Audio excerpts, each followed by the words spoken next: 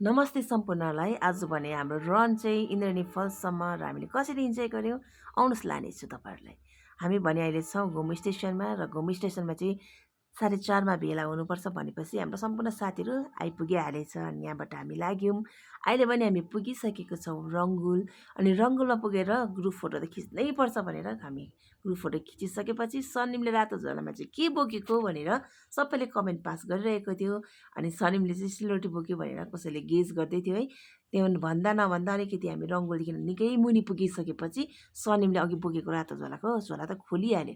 हाम्रो दुमी दाजुले अन्डा उसिनेर बोक्नु भएको रहेछ, त्यो पनि खोल्यौँ। सनिमले चाहिँ स्यान्डविच भनेर बोकेको रहेछ। हामी सबैजनालाई त्यो स्यान्डविच सर्भ गरेपछि मैले पनि हातमा भेटिहालेँ। मैले त खानु थालेँ है गम कि गम। अनि हामीले पेट पूजा त भइसक्यो। अब यहाँदेखि फेरि हामी लाग्यौँ तेर्सो ओह्रालो उकालो बाटो त्यस्तै हो है। अनि हामी यसरी इन्जोय गर्दै कुद्नु त सकेको थिएनौँ। यस्तो बाटोमा हामी वक गर्दै जाँदै यसरी हेर्नु न बाटोमा हामीले असिलो पनि पायौँ। यो असिलो टिपेर मैले पनि खाएँ, साथै मैले साथीभाइहरूलाई पनि दिएँ। एकदमै मिठो थियो। त्यहाँदेखि फेरि लाग्यौँ हाम्रो आफ्नो गन्तव्यतर्फ ओह्रालो जाँदा फाइनली हाम्रो डेस्टिनेसन इन्द्रेणी फल्समा हामी आइपुग्यौँ। हेर्नुहोस् है त यहाँको नजारा यति दामी थियो, यति दामी। यहाँ आइपुगेपछि लु है भिडियो त बनाउनु पर्ला भनेर लु कोही भिडियो बनाउनु थाल्यो, कोही नाच्नु थाल्यो, कोही फोटो खिच्न एकदमै बिजी भइरहेको तपाईँले पछाडि पनि देख्न सक्नुहुन्छ है। एकदमै मजा आयो यहाँनिर आएर चाहिँ हामीले एकदमै इन्जोय गऱ्यौँ। म चाहिँ लु पसिहालेँ पानीभित्र छ्याप्लक्कै।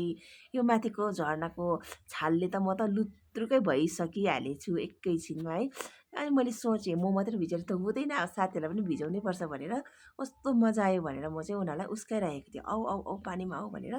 चिमबाट मेरो कुरा सुनेर सबै केटीहरू त आउन थाल्यो। है त भनेर हामी त नाच्नु पनि थाल्यौँ क्या यो भित्र। एकदमै मजा आयो। हामी स्याटरडे चाहिँ लङ रन गर्छौँ, एकदमै इन्जोय पनि गर्छौँ। यही त हो होइन लाइफ भन्ने।